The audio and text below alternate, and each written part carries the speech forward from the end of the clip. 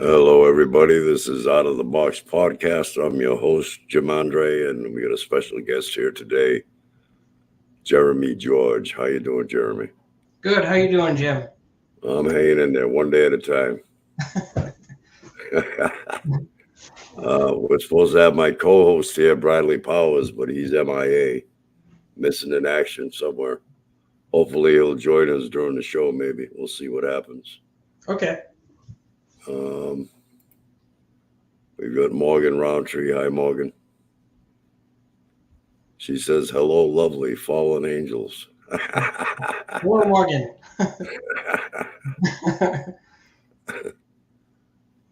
Joy Love Works Pro. I just wrote the third most profound post. Please let me call in and read it.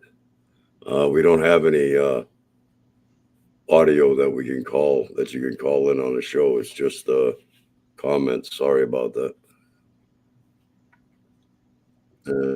We got Vic with us. Hi, Vic. Hello, Vic. Okay. All right, Jeremy, you want to tell the viewers a little bit about yourself? Sure. My name's Jeremy George. Currently live in Maine. I've had quite a few experiences, I would say, on the paranormal side, spiritual side, throughout my years. Currently 44 years old, so I've been around this earth a few years anyway. Let's see. I guess I can start out describing back in, I would say, early 2005. Well, actually, I can go back earlier than that. When I was a child, I remember being probably 10 or 11 years old, living in northern Maine, and my grandparents used to live beside us, and they had a collie, kind of like Lassie, the old TV show Lassie. Yeah, and it was a male. It was a male, and they called him Laddie. Yeah, it was kind of funny. But that's appropriate if he's a male. It is. Yeah. But he passed away. He had a horrible heart attack that we all witnessed outside. Wow. It was pretty bad. He passed away. Is that unusual for a dog to have a heart attack? Or It probably is. Yeah. I mean, I don't know if any other dogs since then that have had heart attacks and passed away like that. Um, but yeah, he had a heart attack, and the odd side to this is where he stayed in my grandparents' house. He had his own separate room in the basement of their house, and he could come up. It was a two-story house, and he could come up the set of stairs and then another set of stairs to get up. Uh, But his main room was down in the basement, and they had his bed down there and his food and water and all that, and that's where he liked to stay. Um, and after he passed away, it was like a few months had gone by, and my grandparents went away on vacation, I think, for Christmas. And they asked my mother and I, of course, I was like 10 or 11 years old, if we would watch, the cat, because they had a cat that they still needed to be fed and watered and whatever. So we agreed, and so they were gone for like a week or so, and my mom and I went over there. It was just right next door to where we were living. And we went over there. We opened up the door. I think I was the first one to walk inside. And I heard Laddie barking, barking, barking, barking at us as soon as we opened up the door. And like I said, he had passed away. And they had no other dog. They had no other dog in the house. And it was him. It was his spirit, I guess you could say. uh, And he had a collar. He had a collar on with like a rabies tag. right. And you always heard, like, even when he was alive, you could always hear him when walking around, that rabies tag jingling. Yeah, it's And almost like a cowbell. Yeah. it is, yeah. And I heard that plain as day in the basement. I heard it jingling, and it just, it raised the hairs on the back of my neck. Of course, as a child, hearing that and wondering, am I really hearing this? Um, and he only barked, he barked probably 5 or 6 times, and then it stopped. It was silent. Um, and I never heard that again. It was just that one time. But my mom Wow. heard it as well because she was right behind me when we opened Yeah. the door. Well, it was like he was there to greet you, right? He was, yeah. I had Um, a similar experience that happened to me. I drove for a bus company. I drove motor coach. I did a commuter run between Boston and New Bedford, Massachusetts. And one of the mechanics in the garage, I'm also a mechanic, or was. One of the mechanics in the garage had committed suicide. So they had me fill in, like, maintaining the buses for a while, like on a third shift at night, checking the oil, all the lights and all that stuff, light duty stuff. oh, wow. So this I used to go in at 11. I'd leave at 6 in the morning, 11 at night to 6 a.m. And so this one morning I'm going back, like, out the back of the garage side to get another coach to bring in to check quick before I leave for the day. And the sun was just coming up, and as soon as I opened the back door of the shop to go out into the lot to bring a bus in, I swore that I seen my dog Rocky, that was his name, like on the side, with my peripheral vision. Yeah. And then when I went and looked like that, he wasn't there. And it was so profound. It hit me so profoundly that I said to myself, yeah, I hope that the dog's all right, right? So I leave work at 6 at that morning. I pull into the driveway. I go over to the doghouse, and he had actually passed away, laying beside the doghouse. It was like he came by to say goodbye to me. Oh, wow. Yeah, Isn't that that's amazing. something how, That's how they can that's do that? amazing. Yeah, that's amazing. Yeah. So that was the first time I saw or witnessed him, his spirit. It was shortly after that. It was in the wintertime, and I remember my father. He went outside. You have to understand where I lived, where I grew up. I lived way out in the wilderness, on a dirt road that was like 5 miles long, dirt road out in the middle of nowhere. Our nearest neighbor was That's actually pretty cool. I mean, that's better than the city life. I mean, yeah, you're more in tune with nature. You know. exactly. Yeah. So I lived way out in the woods, and so you have to deal with the mud season. After winter, the winter thaw, the roads would be mud and whatnot. There would always be, rain, um, and the ditches would clog up and stuff. So my father was out in the entrance to our driveway, unclogging the ditch at the time because there was a culvert that ran under the driveway and it had clogged up. So he was out there unclogging the culvert to get the water to flow. And we had two dogs at the time, two black labs, and one of them was in the front porch. Inside, like we had a front porch. The other one was out with him, and I looked out. I think my mother looked out first and looked out the entrance to the driveway to just see what my dad was doing, whatever. And she didn't say anything to me. She walked away, and then I was still a kid at the time. I was 11 years old or so. I looked out the window right after her, wondering what is she looking at. And I saw two dogs playing with each other, like, how they roughhouse, one jumps over the other. Yeah. And I didn't think anything of it. And, I watched it for, I don't know, maybe 10, 15 seconds. And of course, I'm looking through, I didn't see it clear. I didn't see that, what type of dogs were playing with each other. I just saw two dogs. My father comes in a few minutes later, and I made a comment to him about, the fact that both dogs were out there playing with each other while he was out there. And he kind of looked at me funny and questioned me on that. And he said, what are you talking about? There was only one dog out with me. The other dog was out still in the porch. And I looked over, I opened up the porch door, and there's one dog sitting there. Okay, so then he says, what do you mean? What do you mean you saw two dogs?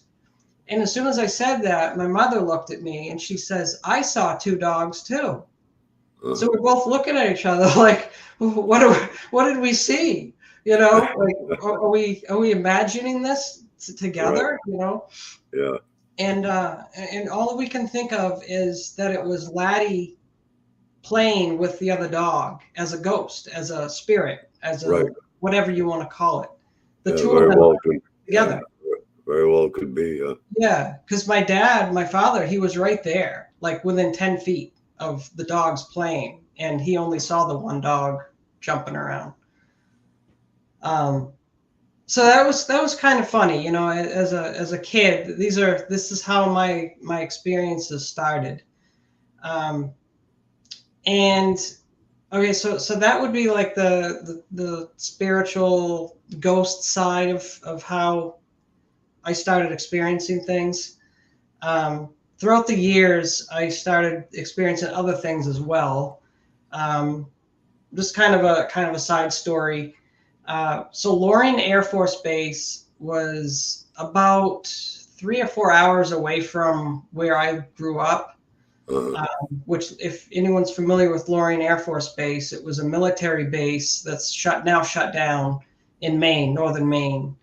And it was very heavily used in I believe, the 80s, 70s, 80s, 90s. And I remember quite vividly, actually, their flight path. They used to have all kinds of military planes flying to and from that base over the wilderness, over the woods. And their flight path was directly over our house. And they would fly so low sometimes, they would only be like 100 feet above our house and just go zoom right over the top of our house. And they would do this at like 11 o'clock, midnight, like almost nightly. So you imagine being a kid, and you're trying to sleep because you have to get up to go to school, and you're in a sound sleep, and then you hear this just zoom right over the top of your house, and it would shake the house and everything. It would scare you, you know. I mean, so one of these times during the day, it was in the 90s. I'm trying to remember exactly what year it was. It might have been like 92 or 93, 94, somewhere in there. It was on a Sunday. I remember this. It was on Sunday. My father and I were outside and out in the yard, and we could hear these jets flying towards us. And we looked up, and we saw 2 fighter jets, and then we saw what is now the Blackbird. What they announced, you know, as the Blackbird flew right directly over us, and that was the first time that I had ever even seen it, and never even knew what it was, because I'm pretty sure at that time it wasn't known to the public that the military actually has this plane. And I think I misappropriately described what it was in a previous chat. I think I had said it was a stealth fighter, but I remember it wasn't the stealth fighter. It was a Blackbird. It was a very long nosed, you know, craft or aircraft with the rockets on the sides. Yeah, it was pretty interesting to see that. So knowing that Loring Air Force Base was not that far away, at nighttime you could see. I mean, the sky was wide open at night, you know, crystal clear. You could see stars everywhere, and at times we would see lights coming across the sky that were not. They didn't appear to be planes. They were going way too slow. Right. And they would be in formation. There would be, you know, several, like 3, 4, 5, 6, 7, 8 of them different times. And they would, you know, some of them would be in a pattern. Some of them would just be, you know, in a line and just kind of floating across, like quite high. But I mean, and just going like in the direction towards Loring Air Force Base. And that, well, that could have been military or extraterrestrial, I guess. Could have been, right. So that was just a for instance, just to throw at you, stuff that I've seen. So let's jump forward. Chuck McClellan is asking SR-71. Yep. Yeah. SR-71 Blackbird. Exactly, Chuck. Yep. So go forward a little bit here. I went to college, and let's go back into the ghost side of things. I went to college, and at the time, my parents had sold their house. They bought a farmhouse, still in Maine, and I think I just turned 21, and they bought this old farmhouse. They were fixing it up. Funny story about this farmhouse is it was previously owned by a doctor that worked at a local hospital. And when my parents went to look at the house, the realtor said that basically that the guy just up and left everything behind, and everyone thought it was strange. Like he left all his furniture, all his dishes, basically like he just went to work one day and never came home. And kind of strange for somebody to just walk away from a house like that. Right. Right. So without any of their belongings, yeah, exactly. So they ended up buying it, and my dad he did some carpentry and stuff and flooring, and he fixed the house up. So while I was in college, I came home to visit.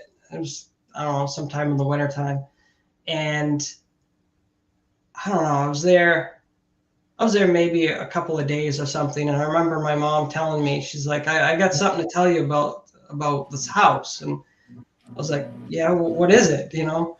And she told me that she's pretty sure that the house has spirits. And I was like, really? You know, okay, tell me more, you know?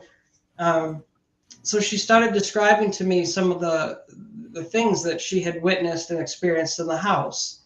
Some of the things were sounds. So being an old farmhouse, it had an old, fireplace, so it burned wood for heat. And they stored, my parents and the previous owners had stored wood in the basement, stacked wood, because that's where that's just where they kept it. And one time my mom told me that she said she heard what sounded like a giant pile of wood collapse. And they went down in the basement to look at it and find out what it was or whatever. And not one piece of wood was out of place. So they thought that was kind of strange. And they didn't really think anything of it. And then other events happened. And it just progressed basically. So they started seeing like, okay, so in the upstairs, my mom would open up the windows, and this was in the summertime. She would open up the windows to let some air in, Right. and she would come, maybe a couple hours later, she'd go back upstairs and the windows would be closed. So she thought, well, that's kind of strange. So she'd open them back up, and these weren't ones that were gravity, like gravity wouldn't just pull them down. These were newer windows that you push them up and they stay up. Right. And then the curtains started doing that. She would close the curtains. She would come up a few hours later. The curtains would be open. So different things like that would occur. And of course, these are my mom's experiences, right? These are not mine, but I'm telling you the story about this house. So basically, then I'm trying to remember how the events went, but there was another time that my dad was downstairs and they had an air conditioner, and the air conditioner turned on its own when it was unplugged. It wasn't even powered, and it turned on its own. And of course, that kind of freaked my dad out, as you can imagine. Did you eventually have any experiences of your own at the house, or? At this house, I did have some weird feelings, and I actually did hear a radio. There was a radio playing music in the house, and my mom and I were walking around trying to find out where the sound was coming from, and we could never figure it out. Another quick story just about this was they had a hot tub in the basement on the first floor in the living room, and my parents and I went away for like 3 or 4 days out of state. We came back and 50% of the water was gone from the hot tub. So hundreds of gallons had just disappeared, and there was not one drop of water on the floor. We looked at the basement; it had not leaked. There was not one speck of water anywhere. It's like the water just vanished. Right. And it couldn't have evaporated that much water. No possible way that hundreds of gallons would have evaporated in 3 or 4 days. Right. No possible way. Just strange, just different things. And I don't know, just to finish up this topic is shortly after that, both my parents ended up seeing the spirit. They saw it at different times. It came out of the wall, and it was my dad saw it first. He described it as like a chartreuse, kind of like invisible-ish bubble that I remember him showing, I'm using my hands here to describe how he did it, but basically it was like a bubble that was like, like this, that had waves on the sides. It was a translucent bubble. Yeah. And he said it kind of just hovered across the room and then shot up into the ceiling.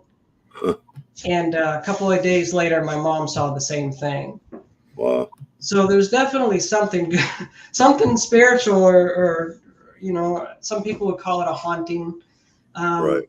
they never felt scared or anything, and I never really felt scared being in the Uh, house. But there was just definitely some odd things going on.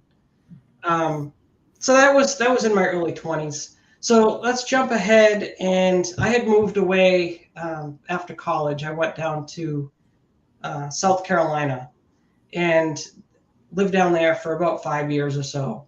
And this is when um, some quite a few different experiences happened to me.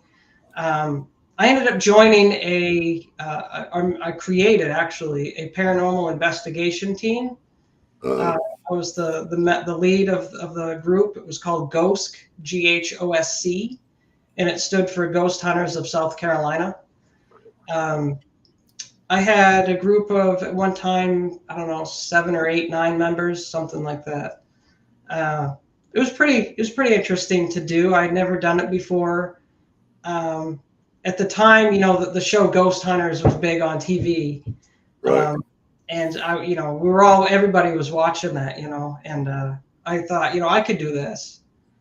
And I wanted to do it professionally. I didn't want to be, somebody that, like you do see, people that are out doing this type of stuff, and they're not really into it. They're the kind of, I don't want to describe people as being the wackos, but there are those type that are just, they don't know what they're doing, and so they give the community a bad reputation by the way that they're going about their investigations. Right. I didn't want to be that, so I made sure that the people that were in my group were not that. Um, so anyway, so one of the investigations I ended up going on was, anyone that gets into this type of stuff, ends up doing, cemeteries, right? Right. So we ended up going to a cemetery, and it was a cemetery in Florence, South Carolina, that was basically a Civil War all the way up to current time cemetery. This was back in mid 2000s. Um, anyway, so we were walking around doing our investigations, and one of the members of my team had a voice recorder, and he was walking around asking questions, and he had a voice recorder and an EMF detector, one in each hand. He would ask questions, and then the EMF detector would go off. Uh, And I really didn't know if it was accurate, I guess would be the word to use. right. Because you do see that, sometimes on the shows, like Ghost Hunters and stuff, that it could be accurate, it may not be. Anyway, so we started walking around, and he was asking questions, and every time he would ask a question, it would go off. If he didn't ask a question, it was silent. So after we did our investigation, he analyzed, he went back over the audio, and he sent me the audio, an audio clip from it. And basically what ended up happening was there was an old Civil War veteran that was answering him in the audio, and he actually swore at him at one point. He said the F word to him, and you could hear it plain as day on the audio. And Wow. I thought, wow, that is so cool, but anyway, I had the paranormal investigation group for a couple of years. So what ended up happening to me, hold on a second. One night I went to another cemetery, completely different cemetery, and I was walking around doing just a quick investigation. And I came home, and it was late. It was like 9:30 at night. I was in the living room, I think, sitting on the couch, trying to wind down for the night before I went to bed. And my ex at the time had already gone to bed. And I went to bed shortly after, and I just walked in and laid down. And right behind me was, a wall, and on the other side of the wall was our kitchen. And plain as day, I heard somebody or something rummaging through the cabinets that were right behind my head, like maybe 2 feet behind my head through the wall. And I thought for sure somebody had broken into the house. So I got up and I walked around the wall and turned the light on, and there was nothing. There was nothing out of place. And I thought, what the heck was that? Because it sounded like somebody opening up cabinet doors and sticking their hands in and moving all kinds of dishes around, Right. closing doors, opening up like where you keep your silverware and shutting it and opening it back up and shutting it. Right. I think something had followed me home from the cemetery. That's the only Well, thing. I guess that's possible. Like a spirit can attach to you, you know. Yeah, they call them hitchhikers. Yeah. And there were other things that had gone on in that house. My ex had told me once when I was at work that the refrigerator door opened up on her when she was in the living room. It just opened up by itself and then shut. The microwave had turned on, ran completely by itself. But then a couple of different times I had actually seen a ghost cat in our house.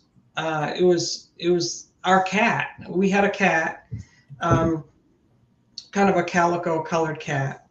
And I had gone into the kitchen, and we had like a little island in the kitchen, and I had kept in one of the cabinets, I had kept some spare paper towels underneath there. And I opened up the cabinet door to grab some paper towels. And when I did, there was a cat sitting there on the shelf staring at me. Right? And I stared at it, and her name was Baby. The cat was Baby. And I said, "Baby, what are you doing under there?" And just as I said that, it vanished. Right? And I looked up, and like to the left of me, and I looked up into the living room, and that cat was laying on the floor in the living room, sound asleep. So that was the first time I saw it. And I'm thinking, am I seeing things? Like, is my mind playing tricks on me? And then it was, I don't know, a few weeks later, probably. I don't exactly remember the time frame, but it was shortly after I saw it again. And I had walked into the living room, and the cat was asleep on the floor. And I said hi to it. I remember saying, "Hi, Baby." And she was just laying there, curled up in a ball. I opened up the door to our bedroom, walked straight through, and I looked straight ahead. And here comes the cat coming towards me from like 10 feet away, walking towards me. And I turned my head back to look at the cat that was laying on the floor, and that cat wasn't there anymore. Right? And so this cat that's walking towards me was my cat. I picked it up and I held it and I was petting it. Right. So it's like, okay, which cat was which? Like which cat was the ghost cat or whatever, and which cat was the real cat? Your cat must have had a split personality. Yeah, I don't know.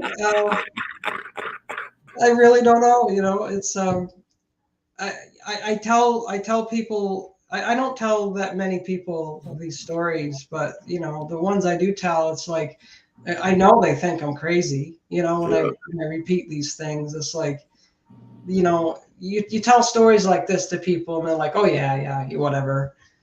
But I know what I know. So have you ever, done anything like seances or dabble with a Ouija board or anything like that? Yes. When I was, I as an adult, I stay away from it. But as a teenager, yeah, I mean, it's just something that teenagers tend to do, and I don't mean to say that, in a negative way towards anyone that actually does it professionally or anything. It's just in my reference, I did it when I was a teenager. A friend of mine and I did it, and it was a Ouija board. And I remember asking it a question. It was, what is my oldest brother's age, or something like that. It was in reference to his age, and my friend didn't really know my oldest brother, so there's no possible way that he could have known his age, because my oldest brother is quite a few years older than me, and I couldn't believe it. But immediately, that Ouija board moved and went and did the exact age of my brother. That freaked me out. It's like, yeah, he could have guessed. I mean, if my friend was really the one controlling it, I mean, he could have obviously guessed the age, and you could have got it right. But he swore up and down that he didn't know my brother's age. So something, it wasn't me, something had moved it. Yeah. So and him and your brother never knew each other before No, that. Prior to that, no, right? no, never met. But other than that, I don't think I've ever used a Ouija board since then. I think it kind of scared me too much, maybe as a kid. Kind of creeped you out. Yeah. So let's see, another experience I had in South Carolina. So getting away from the paranormal ghost side of things, I actually did see what I would claim to be UFOs, or UAPs is what they're called now, at that house in South Carolina. I had a puppy, and I was letting the puppy out at, like, I don't know, 10 o'clock at night or so. And crystal clear sky at night. You could see all the stars. And I was just out there letting the puppy do his business. And I was just looking around at the stars, and I looked up, and there was a spotlight hovering, I don't know, I would say probably 100 to 200 feet directly above me, above the house. And the only thing I can describe it as is if you took a flashlight, or in the UK they call it a torch, but basically, you take a flashlight and shines a beam, right, at a V. Right. That's what I saw. This gigantic spotlight just sitting there in the sky, in the dark at night. And I'm staring at it, and then all of a sudden it turned 90 degrees. And I thought, there's no possible way that was a star. There's no possible way it was anything but what I would describe as some type of a UFO. Unidentified flying object. Yeah, an unidentified flying object. It was silent. I mean, you could hear, it was so quiet at night, you could hear everything. There was no sound coming from this. There was no motor. It wasn't a helicopter. It wasn't flying. It was stationary, just hovering there, and then turned, and then flashed out and was gone. And then another time I saw, this was in broad daylight. I was outside at the same house, and I saw what I describe as 3 bright orange orb lights. Pretty large. I mean, if you can picture it, they were definitely a craft of, I'm guessing, I guess, I'm assuming, a craft of some type that were playing what I describe as like hopscotch with each other, leaping over each other. There was 3 of them. And the one that was kind of hanging behind would flash out and fade in, like it would jump ahead, and then all of a sudden it would light back up. And then the one that was behind would fade out, jump ahead, and light up. And they were doing this going across the sky. Yeah, like leapfrog. Leapfrog. Yeah. And it was quite a ways up. I would say it was at least 1,000 feet or more up in the sky. Right. And so that really lit up my my interest, and I started doing some research on MUFON. Found the website, and I think this was the first time I had ever researched MUFON. And I was looking at different people's reports and stuff. Experiences, Yeah, experiences. and that was quite common to be seen in South Carolina. In fact, not too long after that, or before that, I should say, people were seeing it in Myrtle Beach, South Carolina, which I lived right outside of Florence, which is not that far from Myrtle Beach. And they were seeing them over the ocean, the bright orange orbs lit up. Uh-huh. So what were they? I don't know. Right. I just know that they weren't any modern aircraft that I'm aware of. They weren't flares, because I've seen people say, "Oh, they're flares from a fighter plane or whatever." Yeah. These Joy weren't. Love is saying Matthew told her to get on my show, so I don't know. Joy Love, all I can say is contact me on Facebook, send me a PM private message, and we'll take it from there. Sorry about that, Jeremy. Go ahead. No problem. So yeah, these are my experiences, different things that I've witnessed, and it's kind of really opened up my views and my. Oh yeah, it helps open your mind. I mean, yeah, I mean you can't have a narrow mind because, well, that's one reason why this is called Out of the Box Podcast. I mean, you have to think out of the box to gain further knowledge. Exactly. Yeah.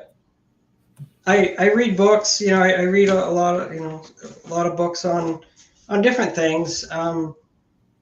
I was at one point in my life, I was into law of attraction, new age type stuff. Still kind of am to a point. I've kind of faded away from it some. I'd like to get back into it. I've been trying to.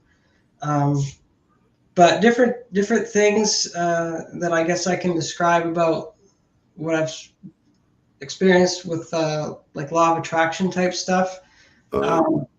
Numbers. I see repetition of numbers quite often. I see like 222, 444. Back before December 21st, 2012. So this was back, before 2012. I was seeing the numbers 1221. Yeah, that was supposed to have been the end of the Mayan calendar, correct? Exactly. Yep. I was seeing that quite often, and then at the same time, I was seeing the numbers 1111, and it was kind of strange because throughout my whole life, I had never seen those numbers in repetition, being shown to me like here, look at me, pay attention to me. Right. And up until I think it was the mid 2000s when I started picking up on it. And I thought, wow, what an odd thing to be witnessing and to be seeing all the time. Then it got to a point where it was like, it still is to this day. Like I'm excited. Like I can't wait to look at the clock and have it be 11:11. And it catches my attention. Right. And I remember one day I was in the office when I had a job in South Carolina, and we had a Cisco IP phone, and it had the date and time on it. And I have a picture of it somewhere that I put on my Facebook page. But I had just looked down to look at the time, and I think it was like May 11th, 2011, and the time was 11:11. And it said that right across the screen. Right. And I remember thinking, wow, what a cool thing, I was so excited to see this. Yeah, Vic says synchronicities. Synchronicities, yep. Yeah, I don't believe in coincidences. So yeah, I don't either. I started seeing 1111 everywhere, and I still do to this day. I was driving through some city in Maine one time years ago, and I turned a corner. I looked up, and the building itself, the number on the building said 1111. It was the street address. I was like, wow, that's so cool. So that stared you right. That stared you right in the face, right? Yeah, it was. Yeah. So this is kind of a funny thing, right? And about this 1111 stuff is, I still don't understand what it means. I mean, I've researched it, I've read on it. I still don't understand it. But my wife, I ended up, I met this wonderful, amazing girl and ended up marrying her. And when we met, it was, I don't know, a week or so after we were dating. She told me what her birth date was. And she was born on November 11. 11/11, yeah. 11. Yeah. I couldn't believe it. I couldn't believe it. And she owned a house. This was up here in Maine. She owned a house, and I ended up moving in with her. And we went for walks all the time. And I never noticed it until, I don't know, a few months after living there, that the telephone pole that was in front of her driveway, it was numbered, right? Like all telephone poles have a number on them. And I just happened to notice it one day when I walked past it. It was number 11. And it wasn't just number 11. It had two number 11s mounted on that telephone pole. So it was Vic says 11/11 is supposed to represent you being in touch with the celestial realms. Yeah.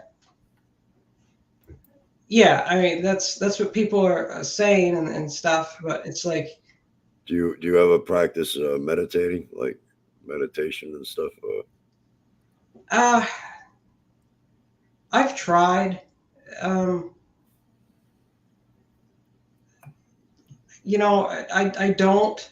Maybe I should. I tried years ago, and in fact, I even have a book somewhere. It's like 1,000 pages about meditating and how to meditate the right way. Wow, that's a lot of pages, man. It was a lot of pages.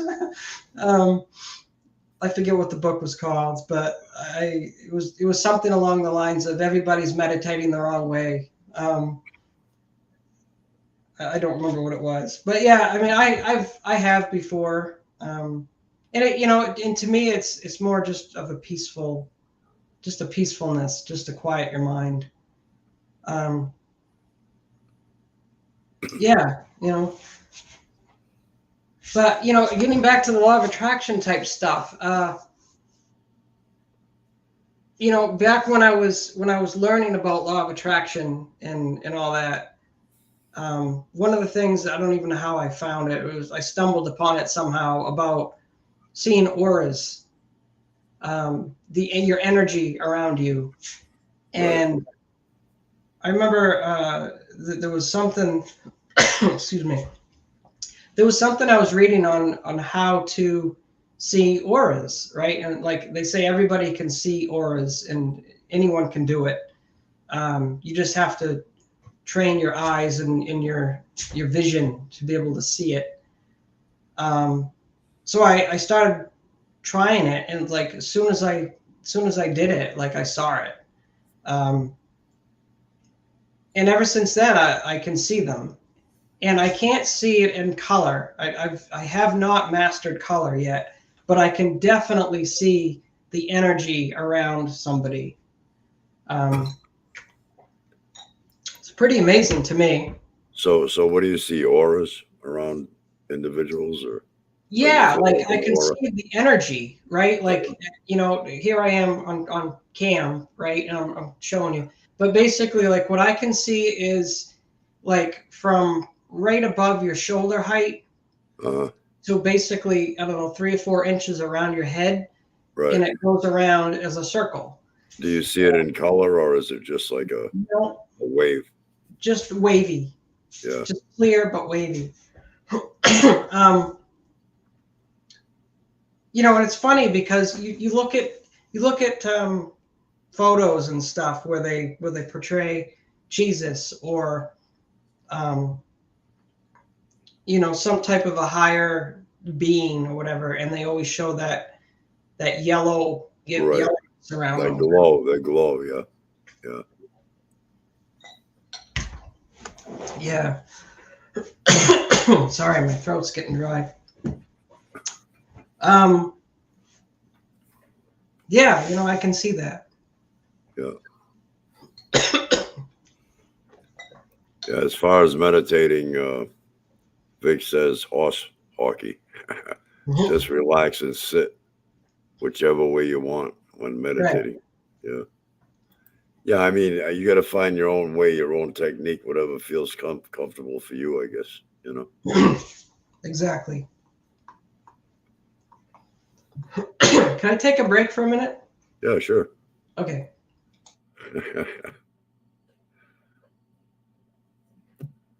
Okay, he needed a little break. I guess he wants to clear his throat. Doing too much talking, maybe. So let's see.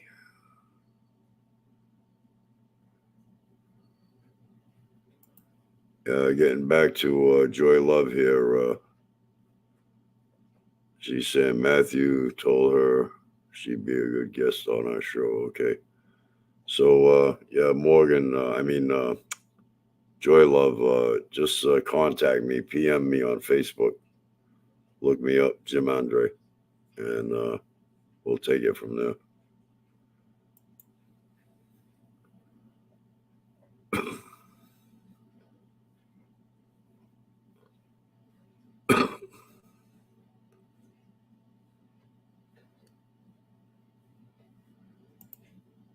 Yeah, even Matthew just verified that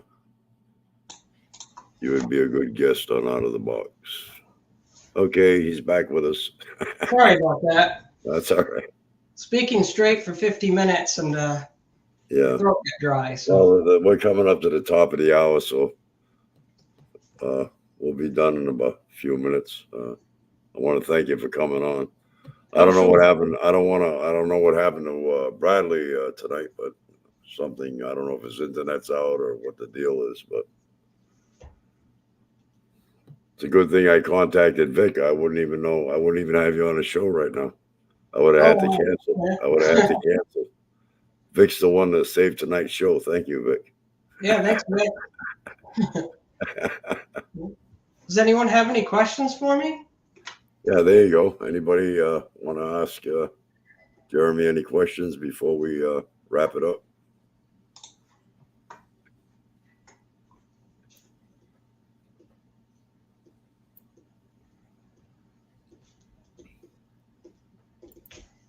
Vic says anytime. Okay, thank you, Vic. I know I can always count on you.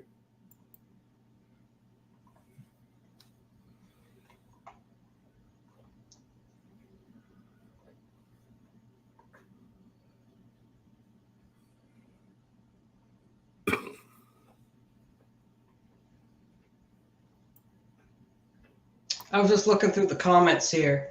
Looks like Chuck had mentioned earlier about the TR3B and TR6B. Yeah. I forgot about that. My brother, back in '96, I think it was, saw the TR3B. Uh-huh. He saw it twice.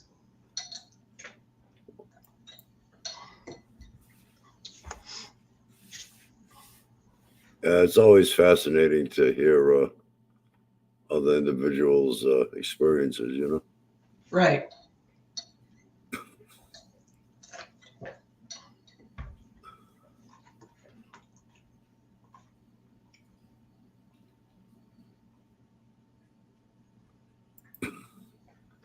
Vic is asking, how can you be sure what you experienced was spiritual rather than alien, Jeremy George? Well, it's a good question. I don't know. It could have been.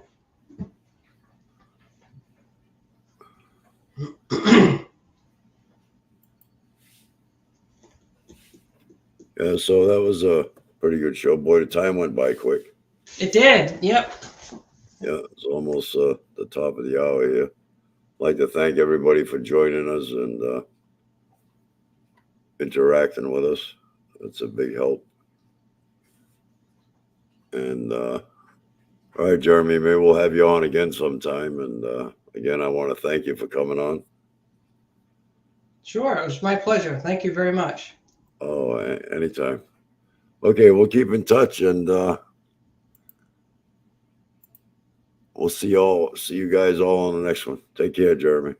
Thank you. Thank you, Jim. You're Good night, welcome. everybody. Good night.